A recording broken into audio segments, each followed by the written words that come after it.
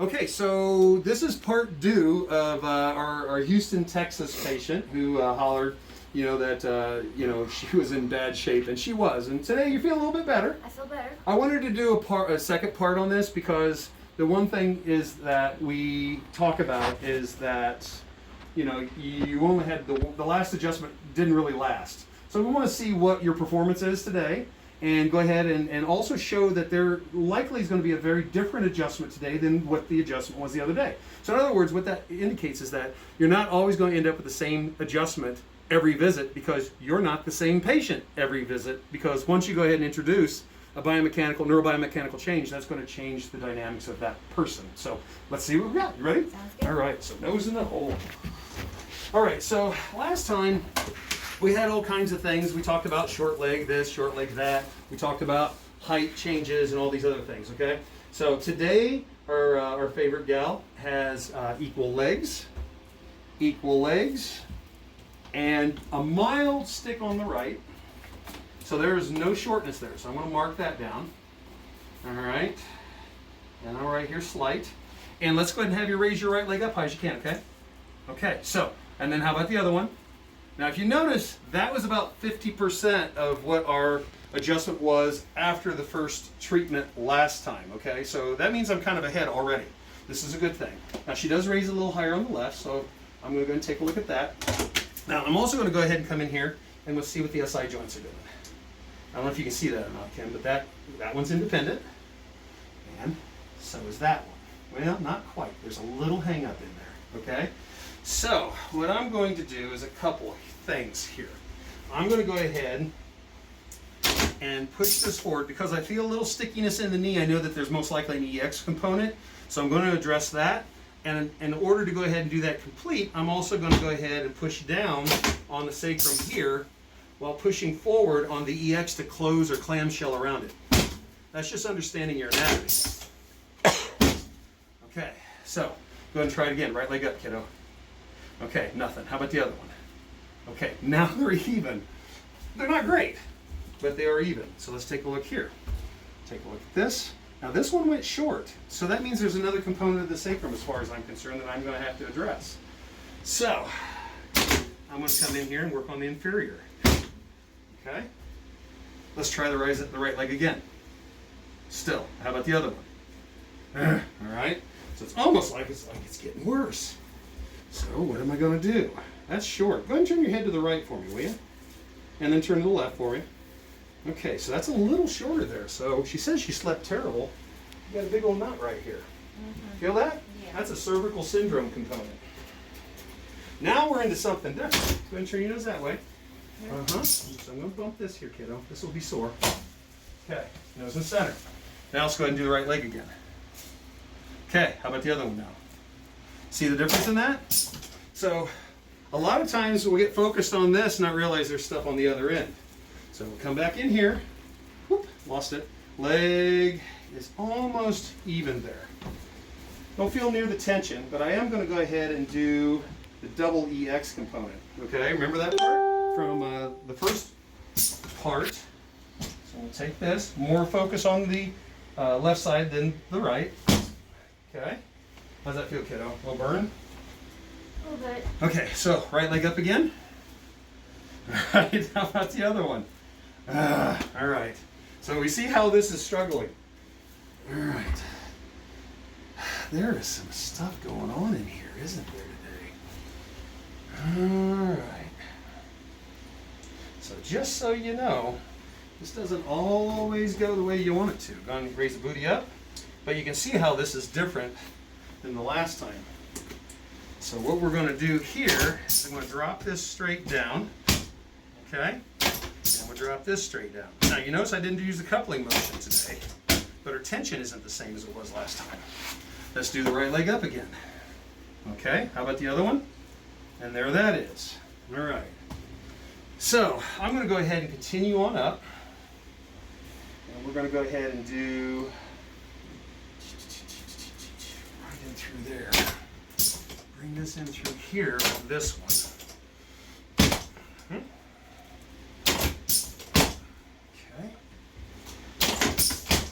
Remember, she has the curve in there, guys. So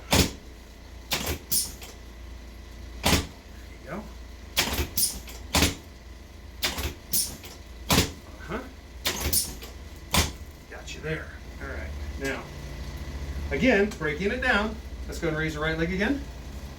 Okay. How about the other one? We're gonna start off really, like, oh, here it comes. All right. So let's go ahead and turn your nose to your right. And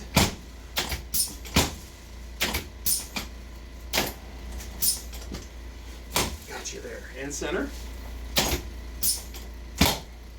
All right. Now, let's try it again. Right leg up. Good. How about the other one? All right. We just keep breaking away at it. Now, I'm doing this on purpose so you can see so many of our insurance companies will go ahead and say, okay, you have 1 to 2 regions, you have 3 to 4 regions, and you have 5+ regions.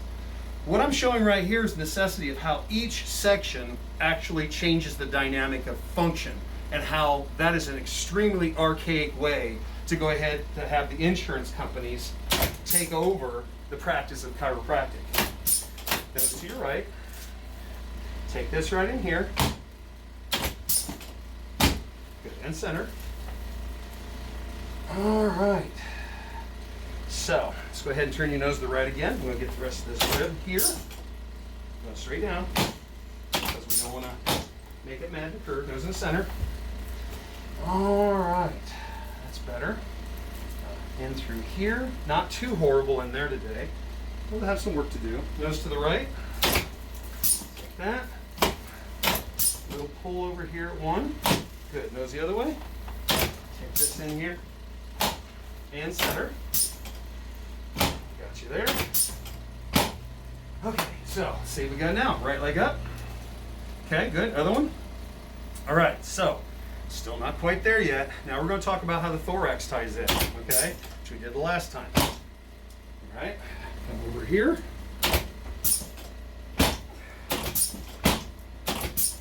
There you go. You okay? All right, so right leg again, high as you can. Nice. Other one. See the difference? Now, was that hard? Yeah, that took some thinking. What do you think, Jules? I can feel the difference. All right, how you feel right now, just laying there? I mean, I feel fine. You feel fine? Go ahead and hop up. Let's move you around. So, you saw where we took it from 50% gain from where we were yesterday, and how we went ahead and we took it, had to go ahead and fight to get the rest of it out of there, to get her to where we had her yesterday. So, still positive, but you can see how, consistency and consecutive treatment, Right. is important. So when I used to live here and Dr. Todd would adjust me, my legs would not, they would hold the position better at the end of treatment. So Sure. I may come in and they were locked up, but with consistent care, I had that mobility, that range of mobility ongoing. And I was able to get to a maintaining point, but now that it's intermittent, it's harder to hold together because, like you said, not only are the musculature components problematic because they're not trained to hold it now because there's been that separation, but there even more importantly is a neurological component. So the neurological isn't firing like it should be, which is really a major component, if you will, what we see with people who have, curvature of the spine. That the signal disruption is a major contributing factor, coupled with the fact that there are bony shape changes that have occurred, during your development, your skeletal development as a young girl. So those are issues, right? So any pinches or pulls right now? I mean, how do you feel? fine. So did that kind of clear it up for you? And so Kim, you saw on the film that the feet go up as high as where we were yesterday? Cool. It felt like it to me. Yeah. I could feel the difference each time. So what would be the major thing that you would like to, share with people as far as, the chiropractic experiences? I guess when I go to chiropractors, the number one thing I've noticed about the other chiropractors that I've had since moving to Houston is that they're really hands-off when it comes to the pelvic region. They just don't seem to know how to do anything with it. It's almost like it's not even treated. I don't know how you overcome that. You can tell them over and over again. Like I said, I went online. I went to probably at least 5 different sites trying to see if they show their technique. It's not an easy thing to overcome. Yeah. When you find somebody that you like, you just become religious in going there. And I think it's great that you're putting this online. I really hope other chiropractors start paying attention Mm-hmm. and understanding that they can continue to develop beyond their primary education. I do too. I do And too. broaden your thinking and incorporate other techniques in there, and don't be afraid to venture out. Well, I tell you what, and I'm going to toss this out there to colleges, the chiropractic colleges who treat just real basic stuff, and they've all moved to more physical therapy applications. Listen, if you want a clinical thinker to help you develop your young chiropractic doctors, and you want to be want them to go to the next level and actually start to where you're going to have people come to the colleges for the latest, greatest, amazing care, as opposed to going to people like me randomly out in the sparseness of the wilderness, call me. I would really consider going to college and teaching doctors how to be chiropractors again. I think that would be huge, because that's the only way that I'm going to affect more people by changing how they are when they're incubating in the college level, don't you think? So I challenge the colleges. You got something? And listen, you're not going to pay me $70,000 to do it. That's stealing intellectual property. So I challenge the colleges, I challenge the profession, and I challenge all of you chiropractors to be better. So if you're a young patient and you need help, or it doesn't matter, young, old, whatever, if you need help, you give us a call. Kim would be more than happy to go ahead and take your name down. We want you to be better. I want Julie to succeed. I want you to succeed. And so far, disease maintenance, disease care over the last 102 years has led to where we are today and why I'm wearing a stupid mask. Because it's all about disease maintenance, not about health care. I want to help you get healthy and maintain your health. That's what we should be doing, and that's our responsibility as doctors. And if you're not one of those guys, get out of the profession. You're ruining it.